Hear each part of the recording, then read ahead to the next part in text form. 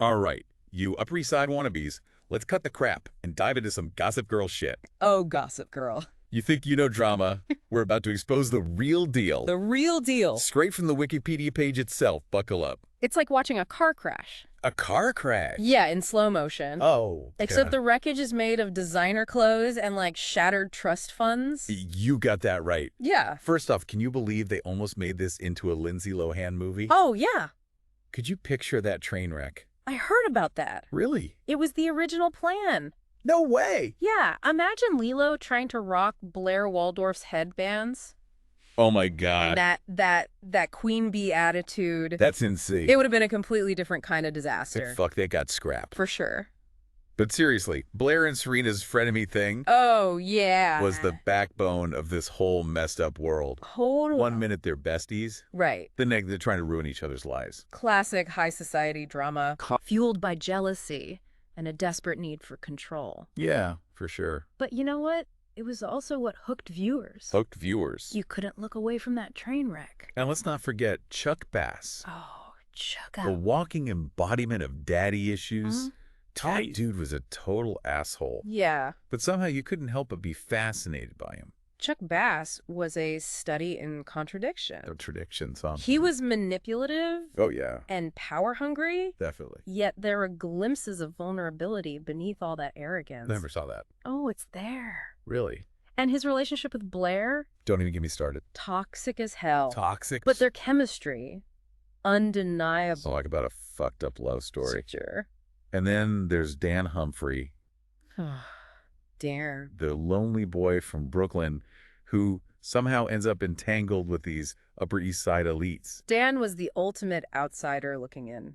Outsider. He claimed to despise the world of privilege. Oh yeah, he was all, I'm too good for this. But he was also drawn to its allure. Drawn to it. And his secret identity as Gossip Girl. Don't remind me. That just added another layer of messed up complexity to his character. The whole Gossip Girl thing was genius. Absolutely genius. This anonymous blogger, Right. knowing everyone's dirty secrets, All the secret. and everyone trying to figure out who the hell it was. It's in the mystery. It's like they tapped into some primal human need for gossip and drama. The show's creators perfectly understood the power of voyeurism. Voyeurism. They gave the audience this all-seeing, all-knowing narrator who could expose the character's deepest secrets. Deeper than deep. It was like we were all complicit in the drama, Complicit? How so? feeding off their pain and humiliation. I never thought of it that way. It's pretty messed up when you think about it. And let's not forget that voice. Oh, the voice. Kristen Bell as Gossip Girl. Iconic. Iconic. XOXO. That- It still gives me chills. Chills. But let's be real. Okay. The big reveal at the end. Yeah, the reveal. Some people were seriously pissed off about that. It was definitely controversial.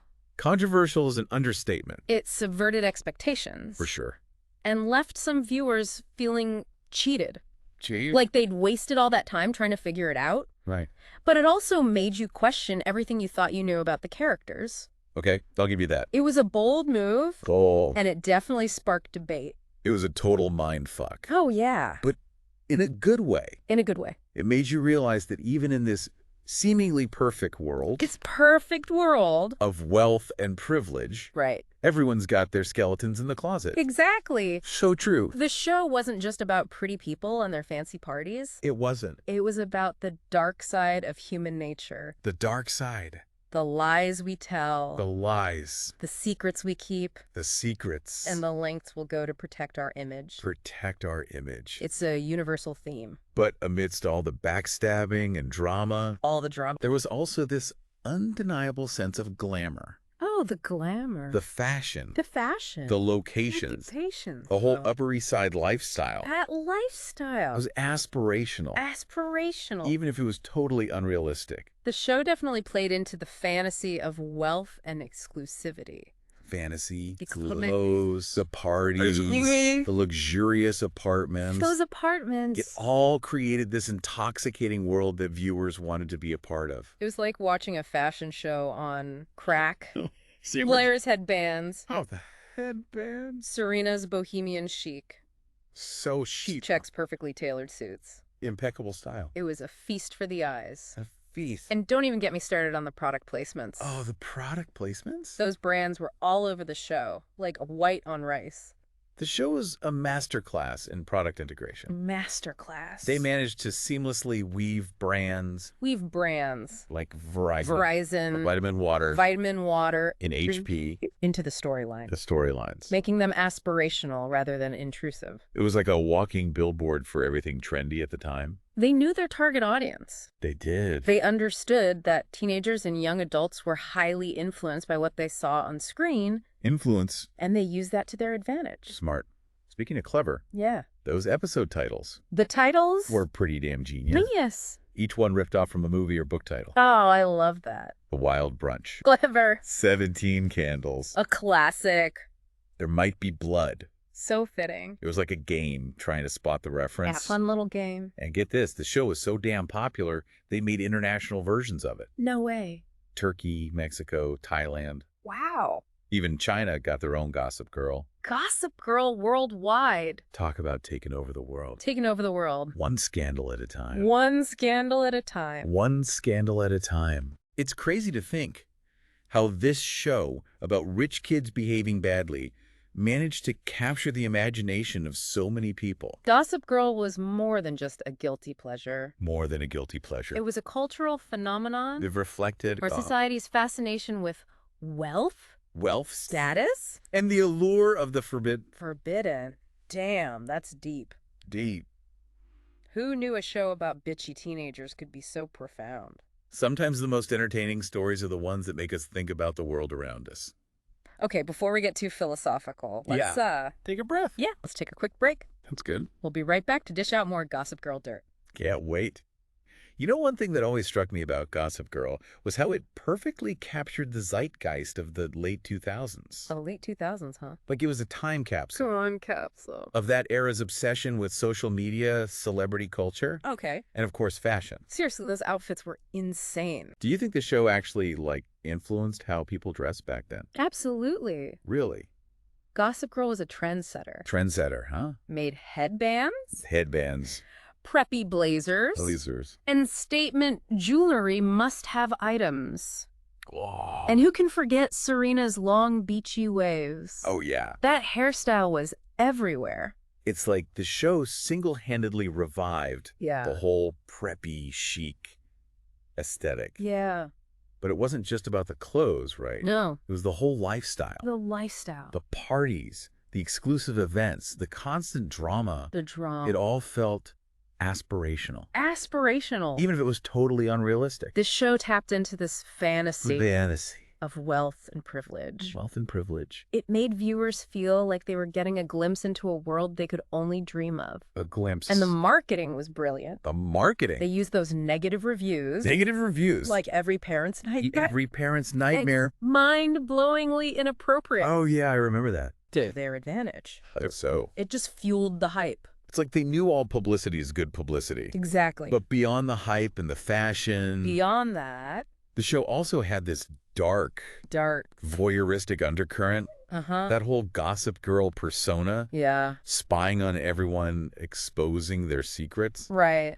It was kind of creepy, right?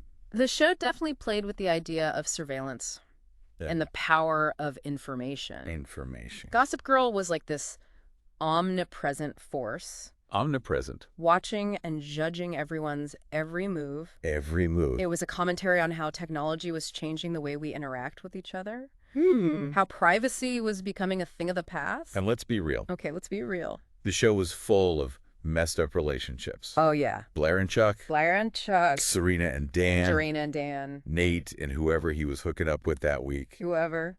It was a total soap opera. A soap opera. Do you think the show glorified toxic relationships? It's a complex question. Okay. The show definitely didn't shy away from portraying the darker sides of love and relationships. The darker sides. Blair and Chuck's relationship. Oh, Blair and Chuck. In particular was full of manipulation. Manipulation. And power game. Power games. But the show also showed the consequences of those actions. The consequences. You know, it didn't necessarily condone that behavior. Right. But it certainly didn't shy away from exploring it. Yeah, I guess it's more realistic that way. Realistic. Relationships aren't always pretty and perfect. Right. Especially when you throw in a ton of money. Come Upper East Side drama. Exactly. The show wasn't afraid to show the messy, complicated reality of human relationships. Human relationships. Even in a world of privilege and wealth. But let's talk about the good stuff. The good stuff. Those parties were epic. Oh, the parties. The Met steps. Met steps. The Constance Billard dances. Ah, I loved those. Those ridiculous masked balls. So ridiculous. It was like a non-stop fashion show, fueled by champagne and drama. Champagne and drama. The show understood the power of spectacle. Spectacle. Those over-the-top events. They were over the top. They were feasts. Visual feasts. Designed to transport viewers into this glamorous, escapist world. Escapist. And the music was always on point, too. Oh, the music. The soundtrack. A mix of indie rock, pop hits, and classic throwbacks. Perfectly capturing the energy of the show. It's like the soundtrack of my teenage angst. But with a designer wardrobe and a penthouse apartment. Exactly. It is a soundtrack for a generation obsessed with fashion celebrity and the drama of it all. And let's not forget the show's influence on pop culture. Pop culture. It spawned countless imitations, parodies, and even a reboot. Yeah, the reboot wasn't exactly a masterpiece. I agree. It lacked that raw energy.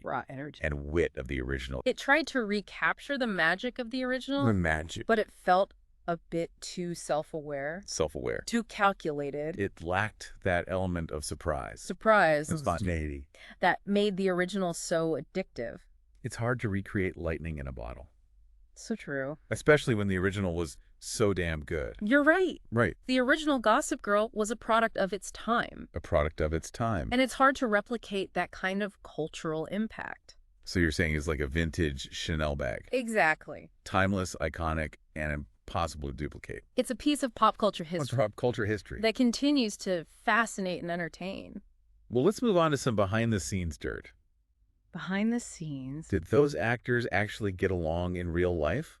Or was it all just stage drama? So, spill the tea. Was there as much drama behind the scenes, let's just say, as there was on screen? The set of Gossip Girl wasn't exactly a peaceful haven. Rumors flew about feuds between the cast members. Feuds, huh? Especially Blake Lively and Leighton Meester. Blake and Leighton? No way. Apparently their real-life relationship mirrored their on-screen dynamic. Interesting. A volatile mix of competition and resentment. Damn, that's juicy. But hey, a little tension can be good for the creative process, right? Sure, a bit of friction can spark some great performances. Right. But when it spills over into real life, it can create a toxic environment. Toxic, for sure. And let's be real, those actors were young. And dealing with a level of fame they weren't prepared for. It's no surprise things got messy. It's like the show was a self-fulfilling prophecy. The self-fulfilling prophecy. They were playing these privileged, messed up characters. Right. And then their real lives started to mirror that drama. It's a classic Hollywood tale. Art imitating life. Or in this case, life imitating art. But beyond the behind-the-scenes gossip, the show also faced its share of controversy. Oh, yeah. The Parents Television Council. Those self-righteous prudes were constantly on their case. Always. Calling it every parent's nightmare. Give me a break. Those pearl-clutching killjoys. Seriously. Probably haven't seen a teenager in real life. Right. Let's be honest. Gossip Girl was tame. Compared to what some kids are actually getting up to. Exactly. The show was a reflection of the times. A reflection. Maybe a bit exaggerated. A little. But it wasn't inventing these issues. No. Teenagers have always been rebellious. And prone to drama. The show just gave it a glamorous Upper East Side twist. And let's face it, the controversy just made the show more popular. You know what they say. What do they say? There's no such thing as bad publicity. They knew exactly what they were doing. They did? They even used those negative reviews in their marketing. Negative reviews. Turning criticism into free advertising. It was a brilliant strategy. Speaking of brilliant, the show's creators, Josh Schwartz and Stephanie Savage, oh, yeah, are basically the masters of teen drama. They are. They also created The OC. Another classic. Another show that was full of rich kids, relationship drama, and killer soundtrack. They definitely have a knack for tapping into the teenage psyche. They understand what makes young people tick. Makes them tick. What their fears and desires are. And they translate that into compelling television. They basically wrote the handbook on how to create addictive teen drama. A handbook. But let's get back to Gossip Girl. Okay. What do you think is the show's lasting legacy? Beyond the fashion, the drama, the XOXO. Wait, XOXO. What will it be remembered for? It's a time capsule. A time capsule. You have a specific era. An era. Capturing the cultural anxieties. Aspirations. Of the late 2000s. The late 2000s. It's a show about the allure. The allure and danger. Of wealth and privilege. Wealth and privilege. The seductive power of secrets. And the complex dynamics of love and betrayal. But it's also a reminder that no matter how much money you have, okay, how many designer clothes you wear, or how many followers you have on social media, we're all human. Flawed and vulnerable. To the same desires and insecurities. Damn, that's deep. You're making me want to rewatch the whole series again. Go for it. I think I will. It's a guilty pleasure that never gets old. Guilty pleasure for sure. Just don't blame me if you suddenly develop an urge to buy a headband and a bottle of vitamin water. Deal. Well, that's it for our deep dive into the scandalous world of Gossip Girl. We've exposed the drama, the secrets, and the lasting legacy of this iconic show. So the next time you're feeling nostalgic for some Upper East Side mayhem, just remember you know you love me, XOXO.